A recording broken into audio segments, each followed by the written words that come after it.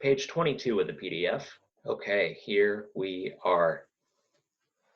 Oh, after all that 1800s gender politics, now we're getting in to the grammar of NASA. You might feel a little whiplash as we move from those two topics. That's all right. That's understandable. But take heart. We're not being asked to really to comprehend this as much as we were with Tocqueville and Mill. This is not reading comprehension. This is writing and language. So we're being asked editing questions and proofreading questions. The proofreading questions, those are the ones with like strict right or wrong answers. How's a semicolon being used? Is this the proper verb tense? Stuff like that. Those are the proofreading questions. The editing questions, those are going to be more concerned with tone. Maybe this word has the right definition, but it's too fancy. Maybe this word fits like the tone that we want, but it's redundant. We've already said this thing enough. I'm going to remind you again of our 3 C's.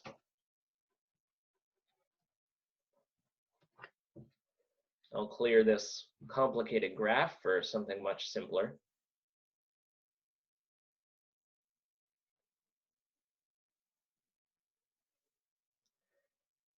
We want every part of the passage to be as clear as possible. So using the right words and the right grammar, really. This has to do with like punctuation, you know, our periods or semicolons, etc. Consistent.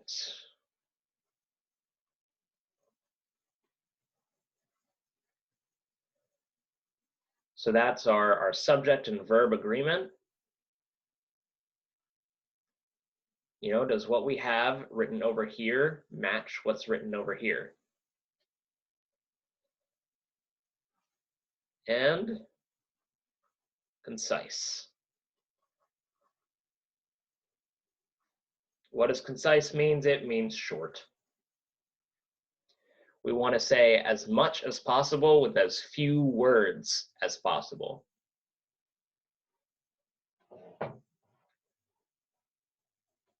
Don't just try to buff up that word count. All right, let's look at the grammar here, okay? I think we'll have enough to get through one or two of these passages, depending how much time we spend on the specifics. And let's dive in. NASA, a space program with down-to-earth benefits.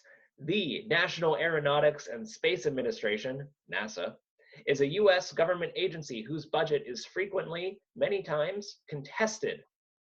All right, remember our strategies for these? We just start at the beginning, read on through, and don't stop until we hit an underline. Then, when we hit that underline, we're going to freak out, right? We're going to be like, oh my gosh, what's wrong with this? What should it be replaced with? Is there a comma missing? What's going on? No, we're not going to do that. We're going to look at the options available and see what it is we're being tested on. And it looks like we're being tested on word choice. Oftentimes, repeatedly, or delete. Can we delete it? I think we can. Because what does many times means? Many times means frequently. It's the exact same thing. It's redundant. It's not as concise as possible if we keep it. So let's delete it. Many people think of NASA's programs as trivial. In truth, the agency has a widespread positive effect on society by serving as a catalyst for innovation and scientific understanding. All right, what are we being tested on? Oh, effect versus affect. Do we remember our rules here?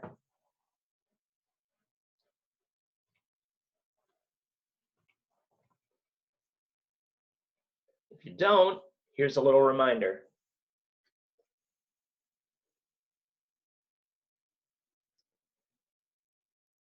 And if you have trouble with this, I would recommend writing it down.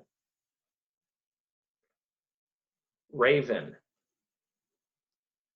Remember, affect is a verb and effect is a noun. Boom.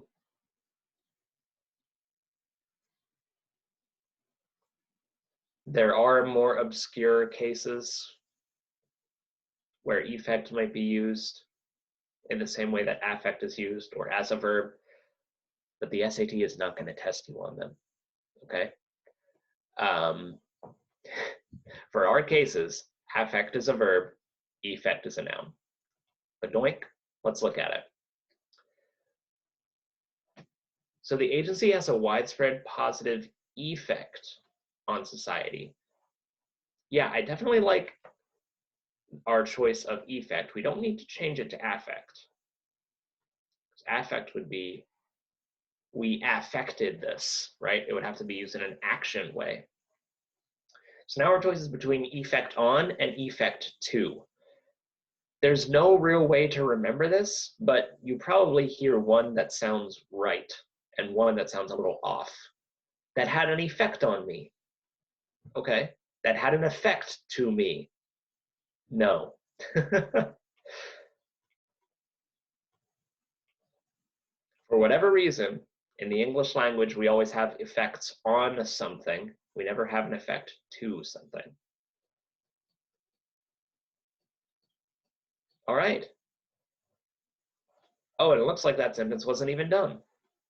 The agency has a widespread positive effect on society by serving as a catalyst for innovation and scientific understanding to create jobs and showing humanity its place within the universe. That might have felt a little out of place as you were reading that. There's a reason for it.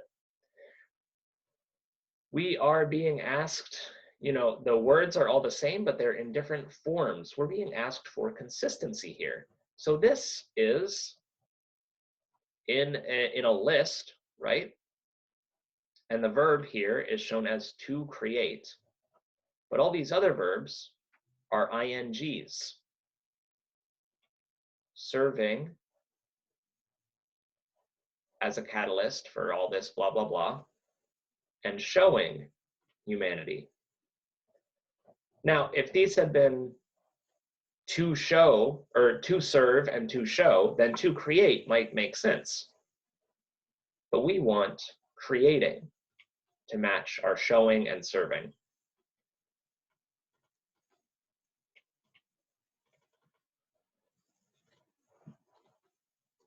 B is our best bet there. In 1958, the program's first year, very few people believed that it was even possible for a manned spacecraft to leave the atmosphere and orbit Earth.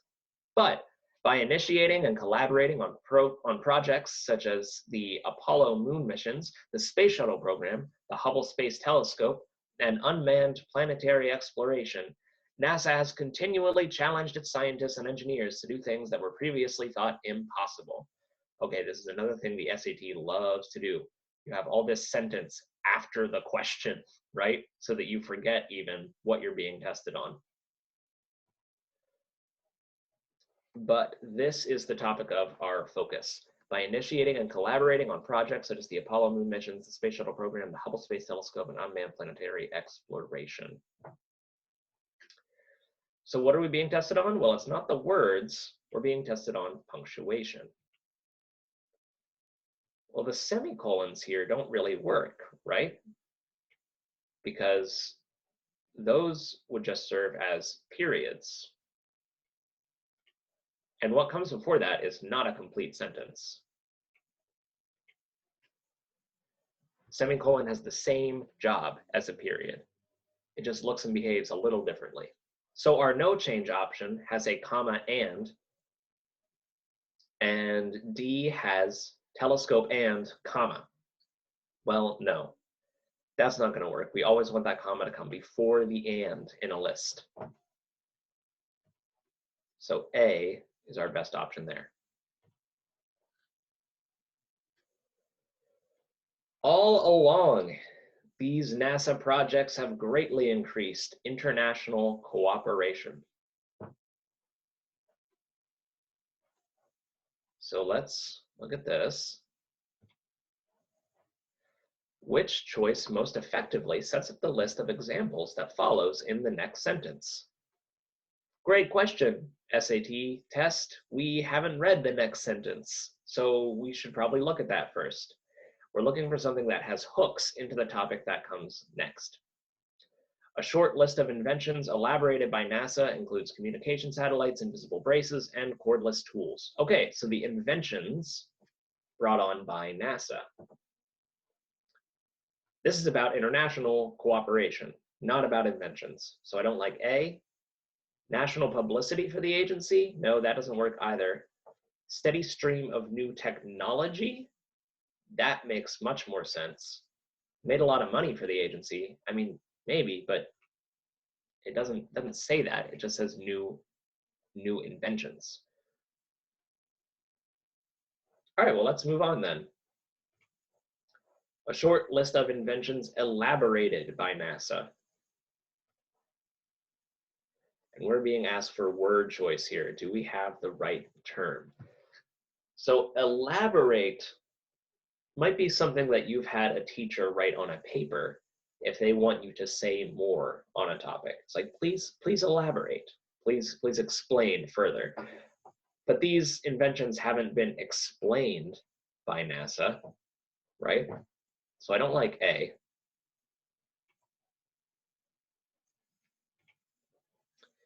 Evolved by NASA? Well, things evolve on their own. They aren't evolved by anything. Just grammatically, that doesn't really work either. And plus, inventions don't, I don't know, inventions don't really evolve. They're invented. Are they developed by NASA? That makes the most sense, right? That's something you do with an invention. Progressed by NASA? No, we're not saying the inventions went further. We're saying that they got here in the first place. So invisible braces, cordless tools, communication satellites, yada, yada, yada. All these inventions spawns new industries, and with those industries, jobs. Number 7 has the same word, but in different forms. So we definitely wouldn't want to say all these inventions spawns, right? That doesn't match our plural noun. All these inventions spawned new industries? Yeah, that makes a lot more sense. Much more sense than inventions has spawned and inventions spawning.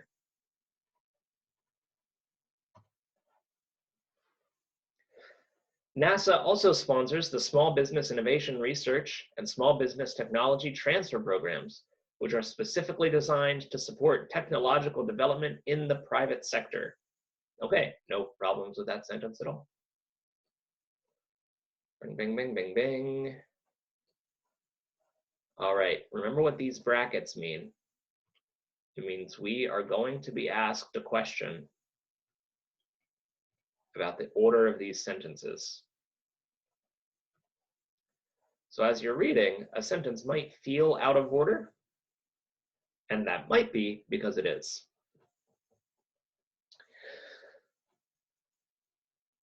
But we won't get to that till we finish the paragraph.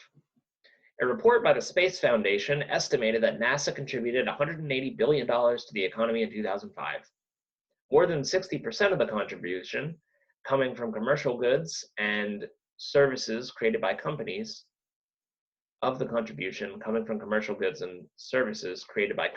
using space-related technology. Yes, there's a reason that didn't make sense.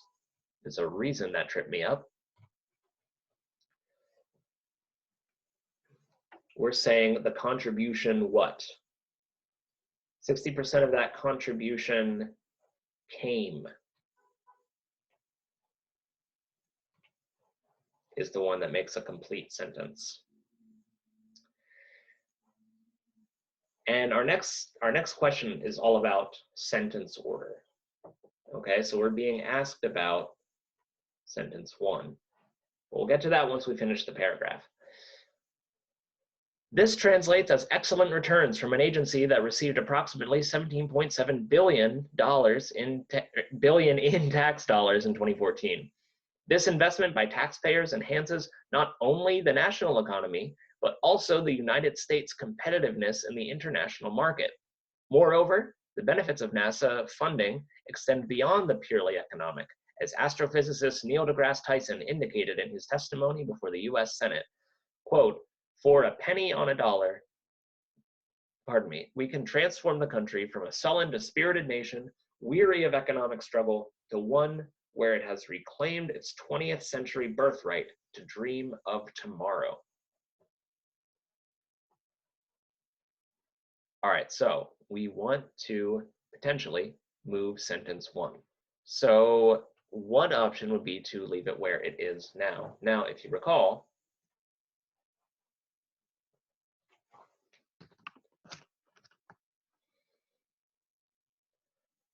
a quality sentence always has hooks in it. Hooks in what's come before and hooks into what's going to come after.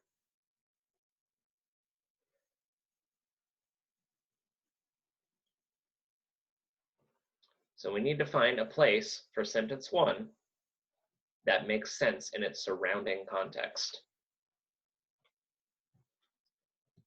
So a report by the Space Foundation estimates that NASA contributed $180 billion to the economy in 2005. Well, actually kind of works where it is, right? Because we have a reference to contributions here and a reference to contributions here.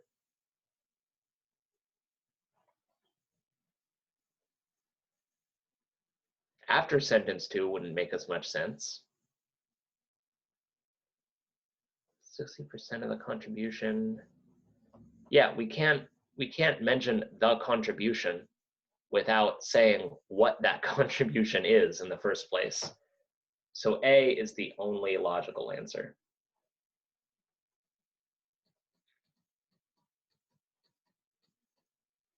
All right, we're gonna finish this. We've got it, guys. Eyes on the prize. Tyson's expansive vision for the agency hints at another mission of NASA's, illuminated in this observation by Apollo 14 astronaut Edgar Mitchell. Quote, "You develop an instant global consciousness, a people orientation, an intense dissatisfaction with the state of the world, and a compulsion to do something about it. With world population topping 7 billion, humanity is in need of some perspective." Okay, 10 says, at this point, the writer is considering adding the following sentence. In addition, NASA has facilities in Washington, D.C., Florida, Texas, California, and other states. Should the writer make this addition here? Hopefully we all see that answer. That sentence has no hooks at all, right? It has nothing to do with the world population topping 7 billion.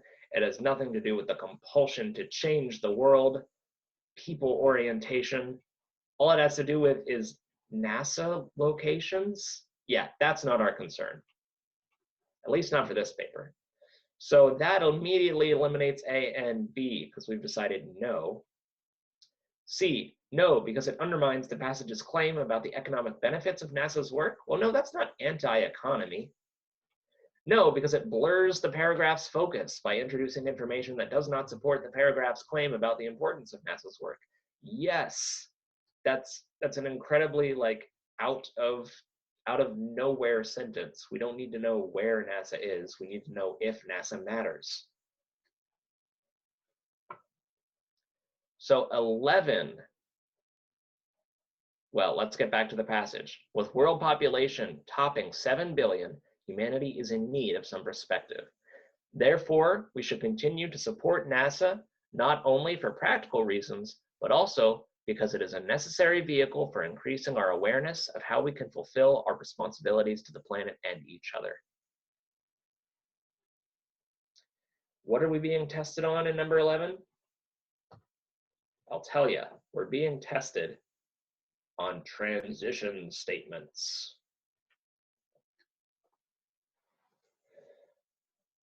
Now, are we continuing? Are we contrasting? Or are we showing cause and effect here? Well, I don't think that we're contrasting. So instead and however, those are out right away. We're just continuing this idea, right? We need perspective. Therefore, this is why we should support NASA. Therefore, works great. For example, no, I don't think that's an example of perspective. It's just the edict of what we should do given what we know, what we need.